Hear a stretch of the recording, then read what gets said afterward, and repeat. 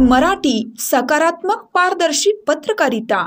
मिरज तालुक्यातील विशेषतः पूर्व भागातील गावांचा विकास कामांच्या माध्यमातून आणि असणाऱ्या अडीअडचणी, प्रत्येक गावचे काही परिस्थिती आहे त्याचा आढावा घेणं अशा स्वरूपाचा माझा दौरा सुरू आहे। तो जवळजवळ मला वाटतं की 5 तारखेपासून, मागच्या महिन्याच्या 5 तारखेपासून सुरू आहे आणि तो दौरा सुरू असताना आज आम्ही जांधळवाडी इथून बेळंकीकडे जात असताना माझ्याबरोबर माजी मंत्री आदरणीय अजितराव घोरपडे सरकार आणि बाकीचे आमचे सर्व पदाधिकारी, पक्षाचे, त्या गावचे प्रमुख असे सर्वजण असल्यामुळं 4-5 वाहनांचा ताफा होता आणि यात मग माननीय अजितराव घोरपडेंच्या गाडीत मी बसलो। माझ्या गाडीत माझे कार्यकर्ते आणि माझे सुरक्षा रक्षक बसलेले होते आणि ती गाडी मागं होती। पण अशा वेळेला आम्ही पुढे आल्यानंतर आमच्या गाडीवर अज्ञाताने दगडफेक करून पळ काढलेला आहे।